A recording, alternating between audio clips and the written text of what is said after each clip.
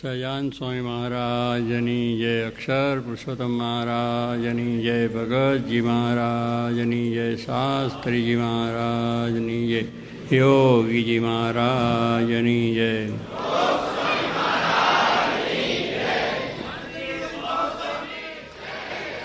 જય જય. આજે શ્રાવણ મહિનાની પૂર્ણિમા છે, રક્ષાબંધનનો દિવસ ઉત્તમ છે. એવો પ્રસંગ આપણને સહેજે જ અહીંયા નૈરોબીની અંદર નવા મંદિરના મહોત્સવ, મૂર્તિ પ્રતિષ્ઠા મહોત્સવ વખતે પ્રાપ્ત થયો છે. દેશ દેશથી બધા હરિભક્તો પણ પધાર્યા છે અને આ રીતે અલભ્ય લાભ આપણને મળ્યો છે. અલભ્ય લાભ તો શું કે આપણને આ ભગવાનને સંતનો યોગ થયો. ભગવાન શ્રીજી મહારાજ પૃથ્વી પર પધાર્યા, એમનું સ્વરૂપ ગુણાત્યાન સ્વામી આપણને ઓળખાયું. ગુણાત્યાન સ્વરૂપ ભગતજી મહારાજ, ત્યાર પછી શાસ્ત્રી મહારાજ, યોગીજી મહારાજે મહારાજને સ્વામીના બેના સ્વરૂપની આપણને વાત કરી અને એનો આશરો દઢ કરાયો. અને આપણને આવો એક સત્સંગ એટલે એવા પુરુષ આપણને પ્રાપ્ત થયા છીએ, આપણા માટે મોટો લાભ. દુનિયામાં બધા લાભ તો ઘણા થાય છે. આ દુનિયાની વસ્તુઓ બધી જ મળે, બધો લાભ મળે, પણ એ બધાએ કરતાં મોટો લાભ આપણને આ છે કે આ શ્રીજી મહારાજનો આશરો થયો અને શાસ્ત્રી મહારાજ, જોગી મહારાજ જેવા ગુરુ મળ્યા છે. એ લાભ, કારણ કે એ આત્માનો લાભ છે. આ બીજો બધો છે એ દેહનો લાભ છે. આ લોકની સમૃદ્ધિ મળે, પૈસા મળે, ટકા મળે, સારા હોદ્દા અધિકાર મળે, સારી બીજી બધી પ્રાપ્તિઓ થાય, સગાવાલા સારા મળે, આ બધું મળે એ પણ લાભ છે. પણ દેહનો લાભ છે. દેહ છે ત્યાં સુધી પછી કાંઈ નથી. એ કોઈ પછી એકબીજાની સાથે આવતા નથી. પણ ભગવાનને સંતો આપણી સાથે છે, આ લોકમાં છે ને પરલોકમાં આપણી સાથે છે. એટલે એ મોટો લાભ છે અને અખંડ એ આપણી સંભાળ રાખે છે. ગુણાત્યાન સ્વામીએ કહ્યું કે જેમ માવતર બાળકોની રક્ષા કરે છે, સંભાળ રાખે. બાળક રમતું કરતું હોય તો મા બાપ એની સંભાળ રાખે, નવડાવડે, ખવડાવે, મોટું કરે, ભણાવે, ગણાવે બધું. અને કોઈ કંઈક એને મારતું કરતું હોય તો પણ એને પકડીને રક્ષા કરીને એનું કરે. રાજા પ્રજાની રક્ષા કરે છે. રાજાઓ છે એ પોતા જ્યારે પ્રજા ઉપર કંઈ મુશ્કેલી આપત્તિ આવે ત્યારે એને માટે તમામ વ્યવસ્થા કરે અને એ રીતે છે. કાલે બધા સાહેબ આવ્યા, એમને કહ્યું ને કે પોલિટિકલ બધા હરિશ્ચંદ્ર રાજા, હરિશ્ચંદ્ર જેવા કહે ને, રંતીદેવ રાજા જેવા થવા જોઈએ. રંતીદેવ રાજા એ બહુ જ મોટા રાજા થઈ ગયા, ભાગવતમાં આખ્યાન છે. અને એ રાજા પોતે એટલું મોટું રાજ બધું હતું, પણ પ્રજામાં એક વખત બહુ જ મોટી આપત્તિ આવી ગઈ. દુકાળ ઉપર દુકાળ પડ્યા અને એવા ઉપર આપણે 6-7 દુકાળો થયા, પણ છતાં એની તિજોરીમાંથી જેટલું હતું એટલું પ્રજાને આપ્યું, ખવડાવ્યું, પીવડાવ્યું, એની વ્યવસ્થા કરી, બધી જ કરી દીધી. પણ પછી તો 7 દુકાળ જેવી વસ્તુ હોય ત્યાં ક્યાં સુધી પહોંચે, બધું જ ખૂટી ગયું. રાજા હાથે પગે થઈ ગયા. કંઈ જ પછી તેને થાય, ખાવા પીવાનું પણ મળે, એને પોતાને જ ના મળે તો બીજાને પણ. એનું જેટલી પોતાની મિલકત હતી, જેટલી તિજોરીમાં ખજાનો બધું હતું, એ જાણે કે ઘર વખરી વેચીને પણ આપણને કામ થયું. આવી રીતે રાજા ઉદાર એટલો બધો હતો કે પ્રજાને દુઃખ ન પડવું જોઈએ. ભલે મને દુઃખ પડે પણ પ્રજાને ન પડવું જોઈએ. એને પોતાને કાંઈ ના રહ્યું અને બધું જલી ગયું ને 49 ઉપવાસો થયા એને, ખાધા પીધા વગરના, એના પત્ની, એના બાળકો બધાને. પછી આમ પોતે જાય છે, બહાર નીકળી ગયો. પછી રાજમાં તો કંઈ બધું નીકળી ગયા બહાર જંગલમાં. પછી એને બહુ જ ભૂખ લાગી 49 ઉપવાસ. ત્યાં પછી જાય છે, ભિક્ષા એક જણ ઠેકાનેથી મળે છે એમને. 48 ઉપવાસ પછી 49ના દિવસે એને આવું એક થોડું ખાવાનું મળે છે અને થોડું પાણી ને બધું. હવે એ ત્યાં જેમ પોતે પોતાના પત્ની બાળકો સાથે જમવા માટે બેસે છે અને એકબીજાને વહેંચીને આપે છે. એમાંથી એક ભાઈ આવ્યો અને આવીને કહે છે, હું ભૂખ્યો છું, મને ખાવાનું આપો. હવે પહેલાંના બિચારા મોડ મળ્યું છે, પણ તે વખતે આવ્યો તો પણ રાજાએ પોતે આપી દીધું. ભલે અમારે ભૂખ રહે છે પણ કોઈ માણસને ભૂખ્યો, શ્રીજી મહારાજનું જેમ આપણે કહીએ છીએ ભૂખ્યો દુઃખીઓ દેખી ન ખમાય, એમ શ્રીજી મહારાજનું પણ એવું આપણે સાંભળીએ છીએ કે ભગવાન પણ એવા દયાળુ છે કે કોઈને દુઃખીયા ખમી ન ખાય. એમ રાજાએ એ પણ આપી દીધું થોડું. એ પછી કૂતરો આવ્યો એટલે એને પણ થોડું ખાવાનું આપી દીધું. પાણી થોડું હતું તે પણ એક આવ્યો કે હું બહુ તરસે મરી ગયો છું, મને આપો. એટલે જે ખાવાને પાણી મળ્યું હતું એ પણ એને આપી દીધું. કહેવાનું કે જે એને 49મો દિવસ છે, ઉપવાસ છે, કંઈ ખાવાનું નથી, છતાં પણ આપ્યો. એટલો બધો એ દયાળુ અને એટલો બધો ઉદાર અને એટલો બધો પરોપકારી રાજા હતો. એ આપણે પ્રદર્શનમાં એની વાત મૂકી છે.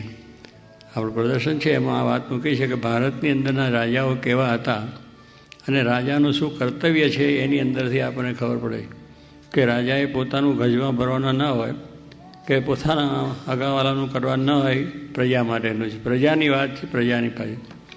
કારણ કે પ્રજાથી જ રાજા ઉજળા હોય છે ને, તો પણ એ પ્રજાને ભૂલી જાય તો પછી ખલાસ થઈ જાય. તો એવા પ્રસંગે પણ રાજા ભૂલતા નથી. તો એમને એ સાહેબ વાત કરી એમ આપણે પોલિટિકલ થયા કે જે રાજા અત્યારે રાજા એ બધા પ્રધાનો થાય એ બધા રાજાઓ જ માણસ. એટલે રાજાઓ જો પોતાના ગજમાં ભરતા થાય તો પ્રજા દુઃખી થાય ને. પ્રજાનો પહેલો વિચાર કરવાનો. જ્યારે જ્યારે મોટા રાજાઓ થઈ ગયા છે આપણા ભારતની અંદરના બધા આખ્યાનો છે કે એ બધા રાજાઓ પ્રજાનું પહેલું જોતા કે પ્રજાને કોઈ દુઃખ ન પડવું જોઈએ. જ્યારે દુકાળ ઉપત્તિ મુશ્કેલીઓ કંઈ પણ આવે તો પણ એટલે એનું રક્ષણ મહારાજ ગુણાસ્વામી કહ્યું કે રાજા પ્રજાનું રક્ષણ કરે છે. જ્યારે જ્યારે મુશ્કેલીઓ હોય ત્યારે અગર કોઈ મોટો રાજા લડી આવ્યો હોય તો પણ પોતાના લશ્કરથી લડીને પણ પ્રજાનું દેશનું રક્ષણ કરે છે. એ રાજાઓનો ગુણ હતો. એ આજે ભૂલાઈ ગયો છે. એટલે પછી હવે બધાને દુઃખ ને અશાંતિ થઈ છે. એટલે સ્વામીએ વાત કરી કે જેમ મા બાપ પ્રજા બાળકની રક્ષા કરે, રાજા પ્રજાની રક્ષા કરે છે અને હાથ છે એ ડોકની રક્ષા કરે છે. કોઈ મારવા આપણને આવે ત્યારે આપણે આમ હાથ ધરી દઈએ. હવે આ રીતે હાથને તો વાગવાનું છે, પણ હાથને ભલે વાગે પણ ડોકું ના વાગવું એમ. તો એ ડોકાની રક્ષા જેમ હાથ છે એને કહેવું ના પડે, ઓટોમેટિક જ આમ થઈ જાય, નીચે મોઢું રાખીને આમ ધરે. તો એ કરે છે. એમ સ્વામી કહે છે ભગવાન આપણી રક્ષા કરે છે. આપણી રક્ષા ભગવાન કરે છે. ઊંઘમાંથી ઉઠાડે છે એ પણ ભગવાન રક્ષા કરે છે. ને કે ઊંઘમાં ચાલ્યા જઈએ તો ખબર પડે કંઈ રામ બોલો ભાઈ રામ થઈ જાય, પણ ઊંઘમાંથી જગાડે છે ને એ ભગવાન જગાડે છે. હું જનક મારી મેં તે જાગું છું, જવાય. ઊંઘમાં જવું હોય તો જવાય એવું નથી, ઊંઘમાંથી જાગવું હોય તો જગાય એવું નથી. એ ભગવાન જ આપણને કરે છે રક્ષા, ઊંઘાડે છે ને જગાડે છે બે. પણ આપણને ખબર નથી કે આપણે ઊંઘીએ છીએ, મને ઊંઘ આવી ગઈ, મને ઊંઘ આવી ના. એ ભગવાનની દયા થાય ને કે કેટલા તો આખી રાત આડોટે છે. મસરૂનું ગાદલું હોય ને બધું સરસ હોય ને તો ઊંઘ નથી આવતી ને ગોળીઓ લેવી પડે તોય નથી આવતી. એ ભગવાનની કૃપા હોય તો બધું અનુકૂળ થાય છે. ખાવાનું પચે છે પણ ભગવાનની દયાથી, ને ખાવાનું જ ન પચે શું થાય. એટલે આ બધું જે છે એ ભગવાન કરે છે, આપણી બધી રીતની રક્ષાઓ કરે છે. પણ આપણને ખબર નથી. એટલે આપણે જ્યારે કે આપણે બધું કરીએ છીએ ને આપણી બુદ્ધિથી થાય છે, આપણા બળથી કશું થતું નથી. સૂકું પાંદડું પણ આપણે હલાવી શકીએ એમ નથી, સૂકું તરનું પણ તોડી શકીએ એમ નથી. એ પણ ભગવાન આ બધી ક્રિયાઓ આપણને કરાવે છે ત્યારે થાય. એમ અખંડ આપણી રક્ષામાં છે ભગવાન છે. એ અખંડ કાયમ આપણી રક્ષામાં છે. ઘરેથી અહીંયા આવીએ છીએ તો એ રક્ષા કરે છે, અહીંથી ઘરે પહોંચીએ એ રક્ષા કરે છે. એટલે કહેવાનું કે આપણી સાથે ને સાથે છે અને એ રક્ષામાં બેઠા છે. પણ આપણે એમનો દ્રઢ આશરો, આપણે એમનો આ પ્રમાણે જે પ્રાપ્તિ થઈ છે એ મહિમા સમજીને કરીએ તો થાય. એમ આ રક્ષાબંધનને દિવસે આપણે આ રીતની રક્ષા જે બાંધીએ છીએ એનું કારણ કે ભગવાન આપણી રક્ષા કરે. અને એ રક્ષા આપણી હંમેશને માટે કરે. ક્યારે કે દ્રઢ આશરો આપણે રાખીએ તો. આપણે એના વિશેની ભક્તિ અને નિષ્ઠા એમાં ફેર પડવો જોઈએ નહીં. અને એ રીતે જ વ્યવહાર છે, સંસાર છે એટલે સુખ દુઃખ તો આવે છે.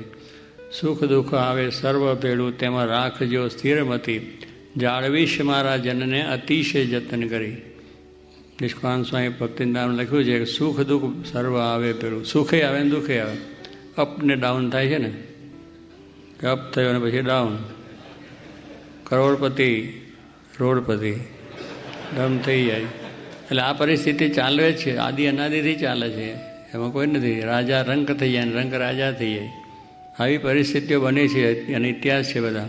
એટલે એ તો ચાલશે, અનાદિનું કામ છે, ચાલ્યા જ કરશે.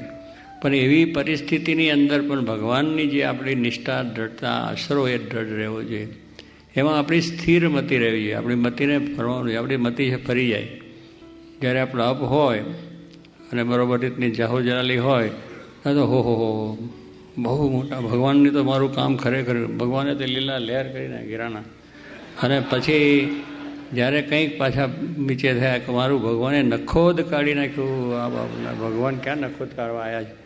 આપણા કંઈક ભૂલોને લઈને નખોદ કરે, કંઈ કરતા નથી.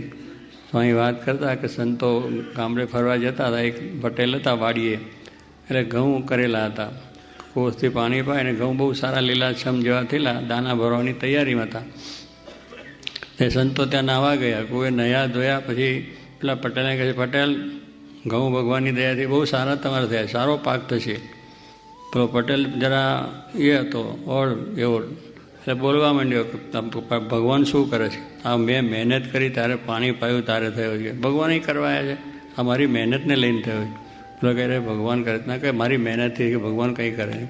સંતો કે ભાઈ આવવાની જોડે ક્યાં વાદ વિવાદ કરો, કારણ કે આ તો ખેડૂત છે, ખેડૂતની જોડે બહુ ચર્ચા કરી, ફરી પાછું આપણને ત્યાંથી એ કરે, એટલે એક વાત કરીને ચાલ્યા ગયા. એટલે ગામડે ફરીને પાછા 5-6-10 અઠવાડિયે પાછા આવ્યા અને ત્યાર પછી ત્યાં પાછા કુએ નાહવા ગયા. અને કુએ નાહવા ગયા ત્યારે ઘેરુની અંદર, ઘઉંની અંદર ઘેરું આવી ગયું, એટલે રોગ આવી ગયો. જે દાણા ભર્યા હોય ને એ બધા છે લાલ ઘૂમ થઈ ગયા, એટલે સડી જવા જોઈએ, એટલે એની અંદર રોગ આવી ગયો. એટલે આવું ખોખા ઘઉં થઈ જાય, પાકે જ નહીં, એક દાણો ના પાકે, એવો બધો પાક, એવું વસ્તુ થઈ ગઈ. એટલે પછી સંતો નાહીને પટેલ આ રીતે આ બધા ઘઉંનું આમ કેમ થઈ ગયું? બહુ સારા હતા, લીલાછમ ને દાણા મોટા ભરેલા હતા, ના તો બધા પૂરા થઈ ગયું.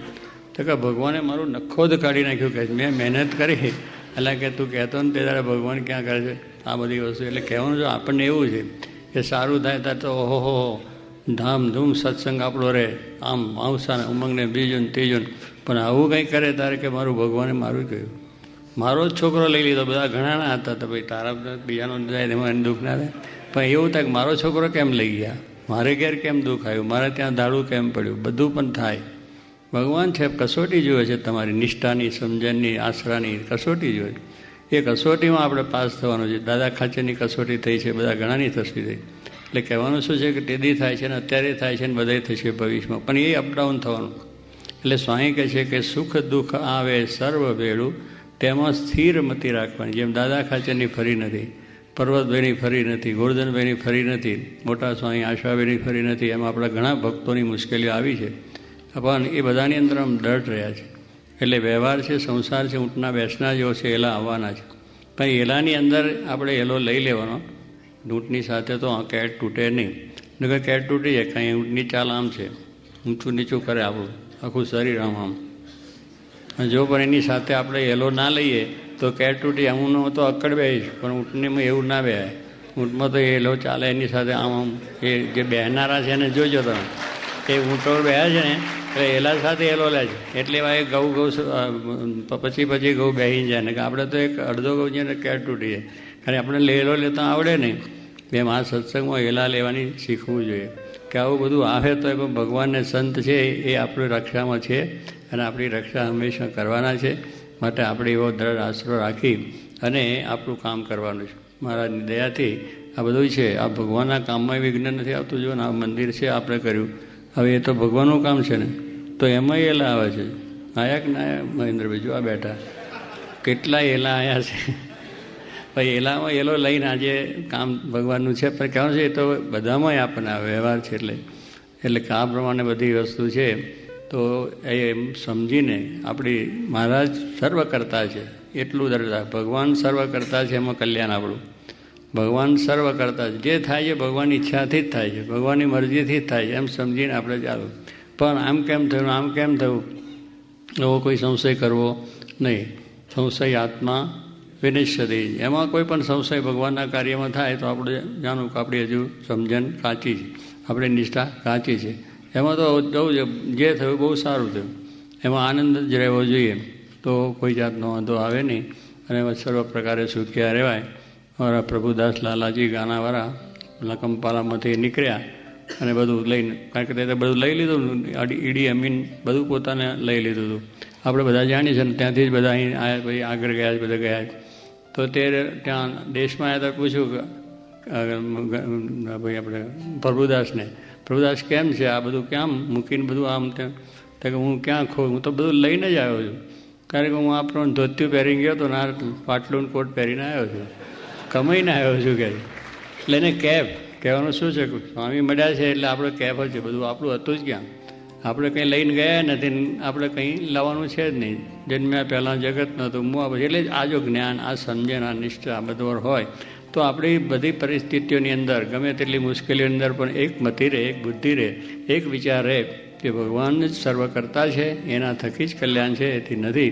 તો આવી રીતે આપણે આ રક્ષાબંધનનો દિવસ છે એમાં બધાને મહારાજને પ્રાર્થના કરીએ કે બધાની ભગવાન રક્ષા કરે, તને મને તને સુખ્યા કરે, વ્યવહારમાં ધંધામાં રોજગારની અંદર પણ શાંતિ રહે અને ભગવાન ભજવાનું સુખ એ કાયમ માટે રહે, કે ભગવાનમાંથી મતિ આપણી ચલાયમાન ના થાય અને સંતમાંથી પણ આપણી મતિ ચલાયમાન ના થાય. કારણ બે વસ્તુ આપણે માટે કલ્યાણકારી છે, ભગવાનને સંત. મારા કે 4 વેદ, ખરશાસ્ત્ર, 18 પુરાણ, ભારતીય ઇતિહાસ સર્વમાં એ જ વાર્તા છે કે ભગવાનને ભગવાનના સંત એ કલ્યાણકારી. બધા શાસ્ત્રો વાંચી નાખો, એ બધા વાંચીને તમે એનો સાર કાઢો તો આટલો જ કાઢે. એ સાર શ્રીજી મહારાજ આપણને આપ્યો છે, બધું વાંચવાની જરૂર નથી. આટલા શબ્દો જ એમના વચનામાંથી ધારો કે ભગવાનને સંત એ ભગવાન શ્રીજી મહારાજ અને એના સંત ગુણાતીત એ સાચી મહારાજ જોગી મહારાજ સ્વરૂપ ગુણાતીત સંત મળ્યા, એ જ કલ્યાણકારી છે. એથી આ દુનિયામાં બીજો કોઈ કલ્યાણકારી નથી અને બીજે ફોંફા મારવા જવાની જરૂર નથી, બીજે દોડવાની જરૂર નથી, ચોખા મૂકવાની જરૂર નથી. અહીંયા આવ્યાની દ્રઢ નિષ્ઠા થઈ ગઈ તો એ ભગવાનના ચલાવીને છે દ્રઢ મટી રાખી અને મહારાજનો આશરો રાખીને ભજન કરું. મહારાજ સર્વને સુખ્યા કરે, એ જ પ્રાર્થના.